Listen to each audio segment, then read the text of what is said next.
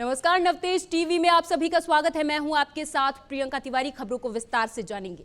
झारखंड के पूर्व सीएम हेमंत सोरेन के इस्तीफे के बाद मुख्यमंत्री बने चंपई सोरेन ने विधानसभा में विश्वास मत हासिल कर लिया है। विश्वास मत के पक्ष के 47 वोट इसमें पड़े हैं, जबकि उनके खिलाफ 29 वोट पड़े। बता दें कि झारखंड में विधानसभा की 81 सीटें हैं, जिसके लिए सरकार बनाने के लिए किसी भी एक दल की 41 विधायकों की जरूरत होती है। इस लिहाज से चंपई सरकार को विश्वास मत के लिए ज्यादा जद्दोजहद नहीं करनी पड़ी। बता दें, हेमंत सोरेन की गिरफ्तारी के बाद चंपई सोरेन ने 2 फरवरी को मुख्यमंत्री पद की शपथ ली थी और बहुमत साबित करने के लिए आज उनको फ्लोर टेस्ट के लिए बुलाया गया था। इस दौरान पूर्व सीएम हेमंत सोरेन भी विधानसभा में मौजूद नजर आए। हेमंत ने कहा कि विधानसभा को संबोधित करते हुए उन्होंने कहा कि मैं आंसू नहीं बहाऊंगा, आंसू वक्त के लिए रखूंगा, क्योंकि आप लोगों के लिए आंसू का कोई मोल नहीं है।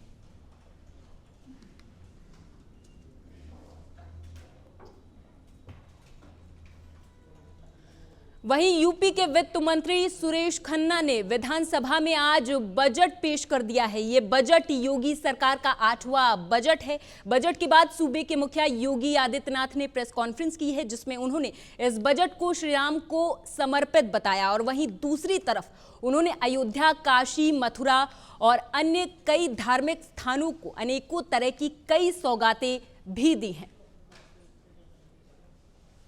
तो आज का जो बजट है, जो हमारे वित्त मंत्री जी ने प्रस्तुत किया है, वह budget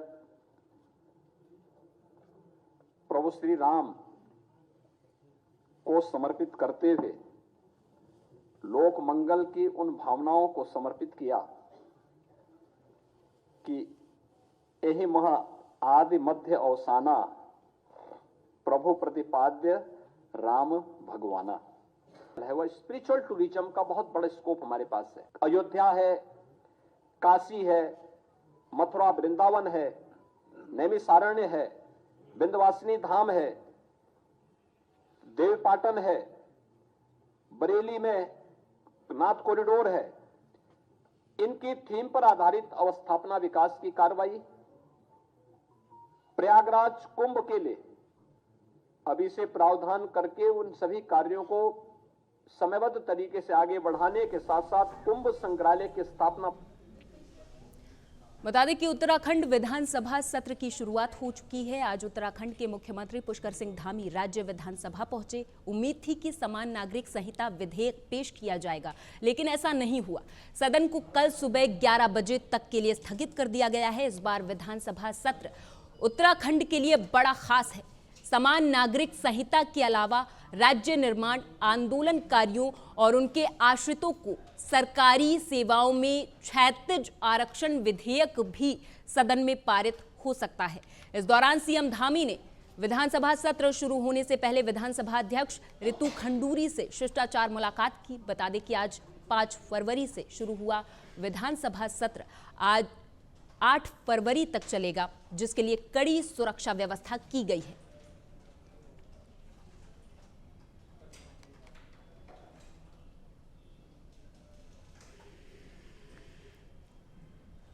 PCC chief Govind Singh Dotasra के बयान पर यूडीएच मंत्री झाबर सिंह खर्रा ने हमला बोल दिया है। उन्होंने कहा कि भोजन की व्यवस्था करने वाला घर का मुखिया ही होता है। खर्रा ने कहा कि हमारी पार्टी ने उसी मुखिया को ही सीएम बनाया है। इस दौरान उन्होंने डोटासरा पर खूब हमला बोला। साथ ही लाल कृष्ण आडवाणी को भारत रत्न दिए जाने पर कांग्रेस के कटाक्ष करने पर भी सुखजिंदर सिंह रंधावा पर निशाना भी साधा है।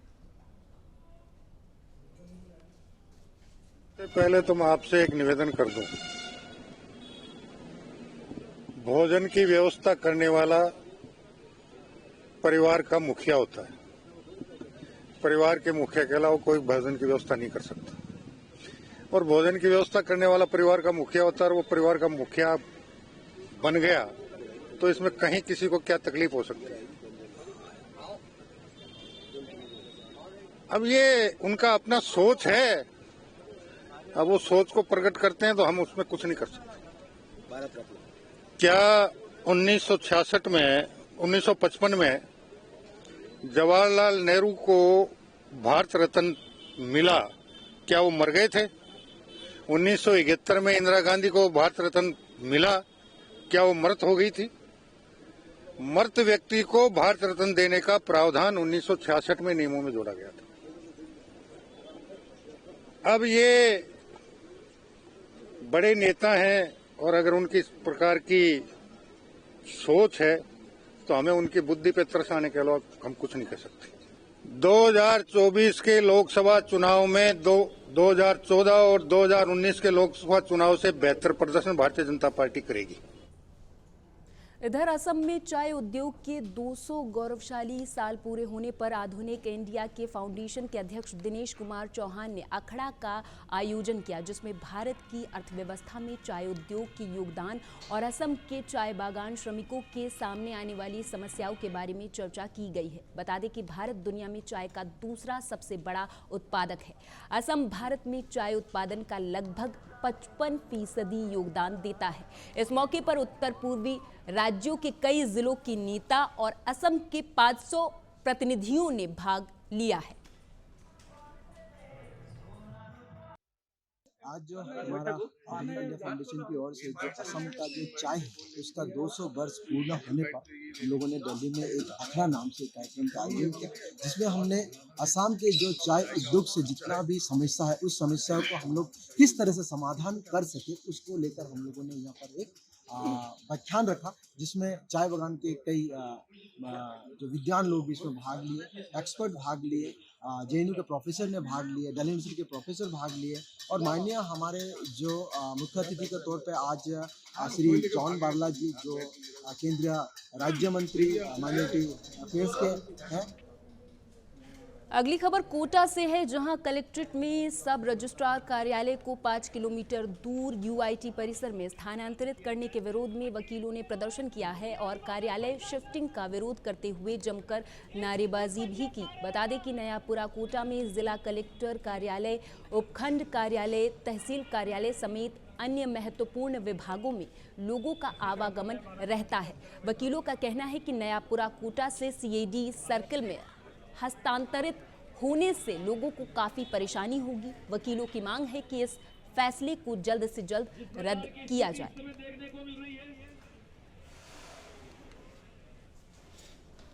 खबर यूपी के जौनपुर से है, जहां शाहगंज और बक्सा थाना क्षेत्र में पुलिस ने मुठभेड़ के दौरान 2 बदमाशों को गिरफ्तार किया है।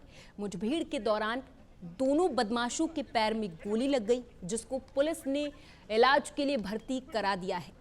वहीं पुलिस ने एक आरोपी के कब्जे से बता दें कि एक मोटरसाइकिल, देसी तमंचा, खोखा और कारतूस भी बरामद किया है।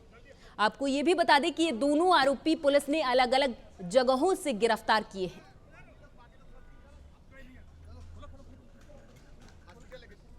पुराना चौक मोहल्ले में महेंद्र सेठ के घर में बदमाशों ने 13वीं का कार्ड देने के बहाने उनके घर में घुसकर उनकी पत्नी के साथ लूटपाट की घटना कारित किया था। इस प्रकरण में तहरीर के आधार पर तत्काल अभियोग पंजीकृत करते हुए इस घटना के अनावरण के लिए कई टीमों का गठन किया गया था। टीमें लगातार काम कर रही थीं। थाना बक्सा अंतर्गत धनिया मऊ से हैदरगंज सड़क पर एसएचओ बक्सा एवं एसएचओ तेजी बाजार की संयुक्त पुलिस टीम एक इनपुट के आधार पर चेकिंग अभियान चला रही थी। इसी दौरान बाइक पर सवार एक संदिग्ध व्यक्ति पुलिस को देखकर भागने लगा और पुलिस को लक्ष्य करके उसने फायरिंग की। आत्मरक्षार्थ पुलिस द्वारा फायरिंग की गई, जो उस संदिग्ध बदमाश के बाएं पैर में लगी। घायल बदमाश की पहचान नमन सिंह। खबर यूपी के देवरिया से है, जहां पेशी के दौरान फरार हुए आरोपी को पुलिस ने 24 घंटों के अंदर गिरफ्तार कर लिया।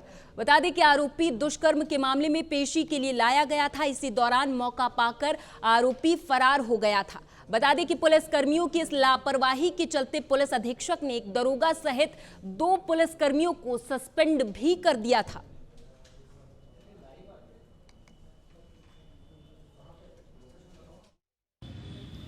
थाना गौरी बाजार पर पंजीकृत एक अभियोग से संबंधित अभियुक्त गोविंद निषाद को थाना गौरी बाजार पुलिस द्वारा देवरिया माननीय न्यायालय रिमांड हेतु लाया गया था, जहां से वह फरार हो गया था, जिसके संबंध में थाना कोतवाली सदर पर अभियोग पंजीकृत करते हुए अभियुक्त की गिरफ्तारी हेतु पुलिस टीमों द्वारा संभावित स्थानों पर दबिश दी जा रही थी, जिसके क्रम में अभियुक्त को ग्राम सेखुई बघा टोला थाना गोरजी बाजार से गिरफ्तार करते हुए नियमानुसार कार्रवाई की जा रही। खबर बिजनौर के सेवहारा से है, जहां एक मोबाइल शॉप पर चोर देर रात लाखों की चोरी को अंजाम देकर फरार हो गए। वहीं जब अगली सुबह दुकानदार अपनी दुकान पर पहुंचा तो उसने दुकान का ताला टूटा देखा, जिसके बाद पीड़ित दुकानदार ने पुलिस को इसकी सूचना दी। वहीं मौके पर पहुंची पुलिस ने दुकान से शराब की कई बोतलें बरामद की है, जिसके बाद से पुलिस ने चोरों के खिलाफ मुकदमा दर्ज कर छानबीन शुरू कर दी है।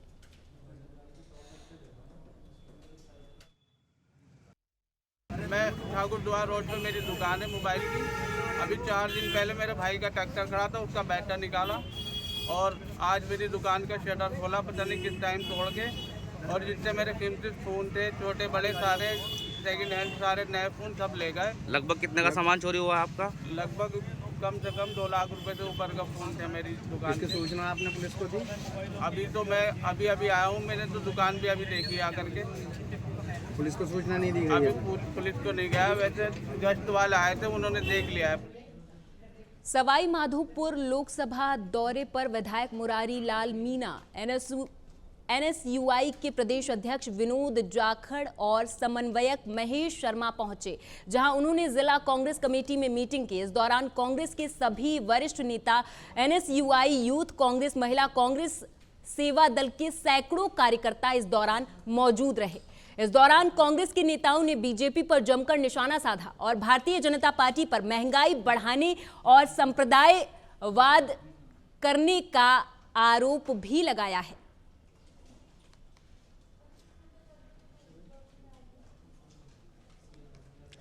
हाथरस के सलेमपुर इंडस्ट्रियल एरिया में फास्फेट फैक्ट्री में भीषण धमाका हो गया, जिससे अचानक भगदड़ मच गई। इस हादसे में एक महिला घायल हो गई है। आपको बता दें कि हाथरस के हसायन थाना क्षेत्र के सलेमपुर इंडस्ट्रियल एरिया में एक्सेल फास्फेट प्राइवेट लिमिटेड के नाम की एक फैक्ट्री है। फैक्ट्री में धमाका इतना जोरदार हुआ कि उसकी आवाज कई किलोमीटर तक सुनाई दी। साथ ही साथ आपको ये भी बता दें कि जिस मशीन में धमाका हुआ उसके टुकड़े भी काफी दूर तक फैले हुए नजर आए। वहीं धमाके की सूचना पर एसडीएम समेत तमाम पुलिस बल मौके पर पहुंचे और फौरन घायलों को अस्पताल में भर्ती करा दिया है।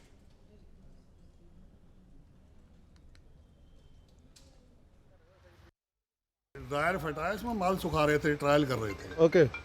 तो एक छोटा सा ड्रायर था, वो उसमें फट गया प्रेशर से। इतना किस चीज से ब्लास्ट?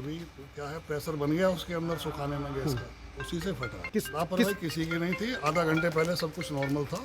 कोई मृत्यु या कोई घायल भी हुआ इसमें?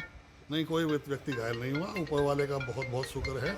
कितने लोग काम कर रहे थे? किसी के नाखून में भी चोट नहीं है। कितने लोग काम कर रहे थे इस समय? उस समय यहाँ पर 15-20 लोग काम कर रहे थे। निकला गेहूं में गिरा है, गेहूं में थे, फिर जो है रोड पे गिरा, रोड और फिर वहाँ से रोड पे से फिर स्कूल के पास में आगे गिरा है। बच्चे जो है हादसा होने से बचे बाल बाल। कितने बच्चे थे स्कूल में? बच्चे थे करीब जो है 80-85 के लगभग है। उस समय जो है बच्चे सो माँ साहब ने भगा दिए, बोले बेटे के जो है कौन जो है आपको जो बचाएगा। तो इसमें आग बढ़ रही थी जब गिरा था? आग बढ़ रही थी इसमें जो है। ये इंडस्ट्रियल एरिया है। इंडस्ट्रियल एरिया में मतलब धमाके के साथ में विस्फोट सा हुआ है और वो टुकड़ा स्कूल के पास में जाकर के गिरा है। ये मालूम नहीं है कि कैसे हुआ। स्कूल चल रहा था कि नहीं? स्कूल तो अभी नहीं चल रहा। किस चीज़ का ब्लास्ट है, कुछ जानकारी हुई है? क्या चीज़ फटी है? ये नहीं, इसमें से बॉलर है, पाइप है, क्या फटा है ये जानकारी में नहीं है। तो यहाँ से जो गिरा है उसकी तो काफ़ी दूरी है, कितनी दूरी पे जाके गिरा है? दूरी होगी करीब ना तो आधा किलोमीटर की दूरी होगी। ये एक्सेल फास्फेट नाम से एक कंपनी एक फैक्ट्री चला रही है। ये कुछ पेस्टिसाइड वगैरह बनाते हैं। आज मॉर्निंग में इनके ड्रायर में ब्लास्ट हुआ, जिसकी वजह से पड़ोस में काम कर रही एक महिला मजदूर के हाथ में चोट आने से, घाव होने से घायल हुई है और दूसरी महिला थोड़ी देर के लिए बेहोश हुई थी। दोनों ठीक हैं, अपने अपने घर को जा चुके हैं। हाँ, विस्फोट नो डाउट, जो ब्लास्ट था नो डाउट भयंकर था। उसके इधर राजस्थान की राजधानी जयपुर में पिछले दिनों सुभाष चौक के एक स्कूल में स्वामी बाल मुकुंदाचार्य के जाने के बाद हिजाब का मामला गर्मा उठा, जिसके बाद प्रदेश बीजेपी भी बाल मुकुंदाचार्य के समर्थन में आ गई है और शिक्षा मंत्री मदन दिलावर ने भी ऐलान कर दिया है कि तमाम स्कूलों में हिजाब को बैन कर दिया गया है और जो इस नियम को नहीं मानेगा वो स्कूल छोड़ सकता है। आपको बता दें कि ये मामला अभी ठंडा भी नहीं हुआ था कि गुजरात से एक लड़की तंजीम मीरानी राजस्थान की राजधानी जयपुर के मानसरोवर इलाके में अनशन पर बैठ गई। नवतेज टीवी से बात करते हुए तंजीम ने बताया कि वो हिजाब के खिलाफ नहीं है, लेकिन शैक्षणिक संस्थानों से इसे दूर रखा जाए। कर्नाटक के बाद अब राजस्थान में हिजाब का जो मामला है वो तूल पकड़ता जा रहा है। आपको बता दें कि हवा महल विधायक स्वामी बाल मुकुंदाचार्य की एक मुहिम के बाद से कहीं ना कहीं राजस्थान की राजधानी जयपुर के एक स्कूल से ये हिजाब का जो ये मामला उठा, अब वो तूल इसलिए भी पकड़ रहा है क्योंकि न सिर्फ राजस्थान से बल्कि गुजरात से भी इसकी आवाज़ राजस्थान में उठाई जाने लगी है। जी हाँ, हमारे साथ इस समय मौजूद हैं तिरंगा गर्ल के नाम से मशहूर तंजीम मुरानी, जिन्होंने महज 12 साल की उम्र में लाल चौक कश्मीर में जाके तिरंगा फहराया था। उसी से ये काफ़ी फेमस भी हैं और कई मर्तबा ये कई सामाजिक मुद्दे उठाती रही हैं। अभी इन्होंने, क्योंकि खुद एक ये उस समुदाय से आती हैं जहाँ पर हिजाब पहना जाता है, लेकिन ये उसका विरोध कर रही हैं। 5 दिन लगभग इनको अनशन के हो गए हैं यहाँ पर राजस्थान में जयपुर में। सीएम भजनलाल के विधानसभा क्षेत्र में बैठी, जानेंगे इन्हीं से। तंजीम, क्या आपका पूरा मामला है, एक बार आप बताइए। मेरी गवर्नमेंट से 3 मांगे हैं। पहली कि एजुकेशनल इंस्टीट्यूशंस के अंदर हिजाब बैन होना चाहिए, सेकंड यूसीसी लागू होना चाहिए और सीए जल्द से जल्द लागू होना चाहिए। लेकिन तंजीम, आप जिस समुदाय से आते हैं वो समुदाय तो आपकी इन तीनों ही मांगों के खिलाफ प्रदर्शन करता है। जी बिल्कुल करता है, लेकिन ये देश हित के मामले है और ये बीजेपी के मैनिफेस्टो में भी है और सेकंड थिंग कॉन्स्टिट्यूशनल है, तो ये जल्द से जल्द देश में आना चाहिए। आपको इस चीज़ की मांग उठाने की आपको प्रेरणा कह सकते हैं या कह सकते हैं आपके मन में विचार क्यों आया? मैं जब 12.5 साल की थी तब लाल चौक फ्लैग होइस्ट किया था और तभी से सोशल एक्टिविटीज़ मेरी चालू है। और इसके पहले हिजाब बैन हो एजुकेशनल इंस्टीट्यूशंस के अंदर, उसको लेके सुप्रीम कोर्ट में मेरी पीआईएल भी पेंडिंग है। और इंस्पिरेशंस तो मेरे मेन जो हीरो है वो भगत सिंह है और सुभाष चंद्र बोस है, और अगर मैं ग्राउंड लेवल पे घर से बात करूँ तो पापा है।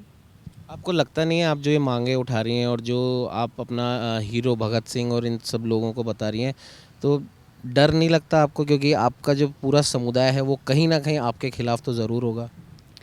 बिल्कुल विरोध करते हैं लोग, फतवे जारी होते हैं, धमकी देते हैं। इनफैक्ट कल ही धमकी मिली है एंड विरोध करने वाले विरोध करेंगे क्योंकि उनकी आइडियोलॉजी और मेरी आइडियोलॉजी में बहुत फ़र्क है।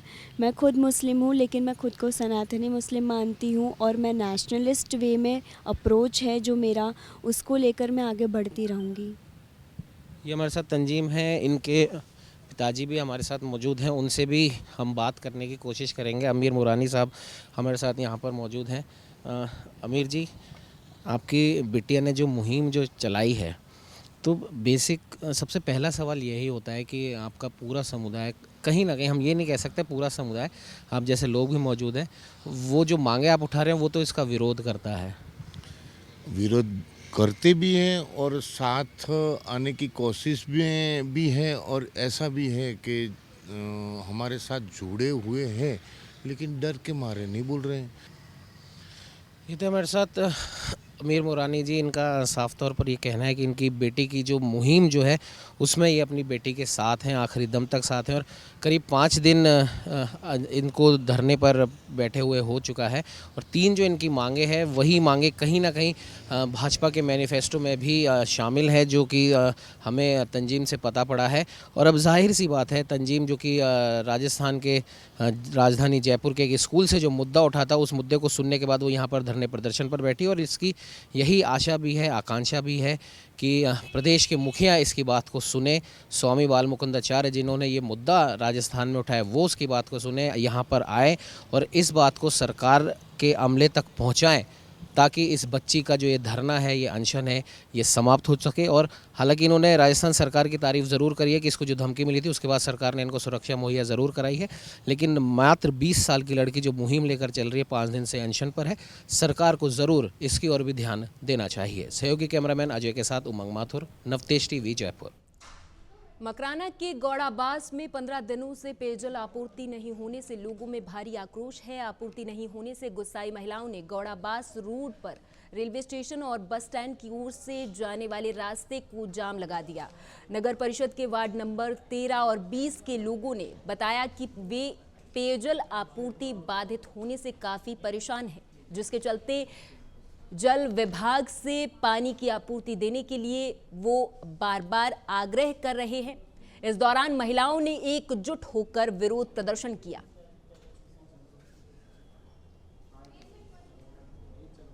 इधर राजस्थान में भजन लाल शर्मा की सरकार ने पुलिस महकमे में वरिष्ठ आईपीएस अधिकारियों के तबादले किए हैं। एसीबी और डीजी भगवान लाल सोनी के सेवानिवृत्त होने के बाद लंबे अरसे से एसीबी विभाग में डीजी की पोस्ट खाली चल रही थी, जिसके चलते भजन लाल सरकार ने बड़ी जिम्मेदारी देते हुए एसीबी मुखिया के तौर पर राजीव शर्मा का चयन किया। इसी पर राजीव शर्मा ने नवतेज टीवी से खास बातचीत की है, आप भी सुने।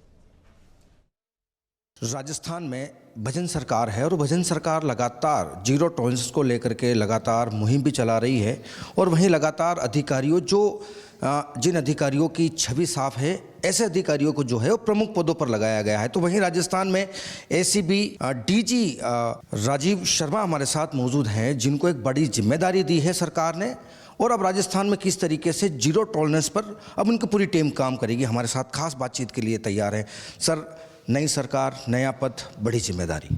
राज्य सरकार की प्राथमिकता है कि भ्रष्टाचार के खिलाफ प्रभावी कार्रवाई हो, तो उस संबंध में विभाग का यह प्रयास रहेगा कि हम हर स्तर पे जहाँ भी इस तरह की कोई शिकायत आती है उसमें हम अधिक से अधिक प्रभावी कार्रवाई करें। सर, लंबे समय से इस पोस्ट के लिए काबिलियत और फिर आपका चयन, सर क्या प्रायोरिटी है, क्या जिम्मेदारी है?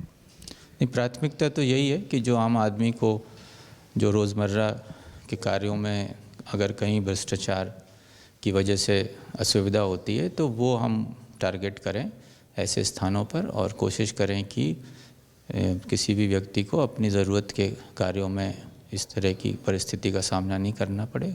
और साथ ही साथ यदि कहीं कोई संगठित अपराध है, संगठित तौर पे अगर कहीं भ्रष्टाचार है तो उसका भी हम पता करके और उसके खिलाफ भी कार्रवाई करना चाहिए। सर, लगातार सरकार जो है वो जीरो टॉलरेंस को लेकर के लगातार मुहिम भी चला रही है, लगातार जो है वो दिशा निर्देश भी दिए जा रहे हैं और कहा जा रहा है कि जो भ्रष्टाचारी हैं उनकी कुर्क संपत्ति को कुर्क किया जाएगा और फिर उनको निलंबित किया जाएगा। तो इस तरीके से क्या आपका एक्शन प्लान रहेगा, क्योंकि एक बड़ी जिम्मेदारी आपके ऊपर है? जहाँ भी इस तरह की शिकायत है या जहाँ भी इस तरह के बारे में कोई सूचना मिलती है तो उसमें पूरी गहराई तक जाके और प्रभावी कार्रवाई हम लोग करना चाहेंगे और जो भी इस तरह से जो अवैध तरीके से कोई संपत्ति किसी ने अर्जित की है तो उसके विरुद्ध भी कार्रवाई की जाएगी। सर, आखिरी सवाल करूंगा। सर, पिछली जब सरकार रही तो उसमें बड़ी मछलियों पर एसीबी विभाग ने काफ़ी बड़ी कार्रवाइयाँ की, लेकिन उनकी कार्रवाइयों पर जो है वो जांच लंबित हैं। तो जो पेंडेंसी खत्म करने को लेकर के किस तरीके से आपसे विशेष रणनीति रहेगी? जो भी पुराने प्रकरण हैं और उनमें अभी अगर अनुसंधान बाकी है तो उसको प्राथमिकता पे उसको पूरा करके और उनमें जो भी कानूनी कार्रवाई शेष है उसको जल्द से जल्द हम करने का प्रयास करें। बिल्कुल, ये थे हमारे साथ में एसीबी डीजी राजीव शर्मा, जिन्होंने अपनी मंशा और अपनी रणनीति बिल्कुल साफ कर दी है कि राजस्थान प्रदेश में जिस तरीके से भजन सरकार लगातार जीरो टॉलरेंस पर को लेकर के जो काम कर रही है वो जीरो टॉलरेंस जनता के बीच में जो विश्वास बना हुआ है उस विश्वास को ऐसे भी विभाग कायम करता रहेगा। कैमरा सहयोगी कुलदीप के साथ सुरेंद्र सोनी, नवतेज टीवी, जयपुर। और इसी के साथ इस बुलेटिन में मेरे साथ बस इतना ही। आप देखते रहें नवतेज टीवी।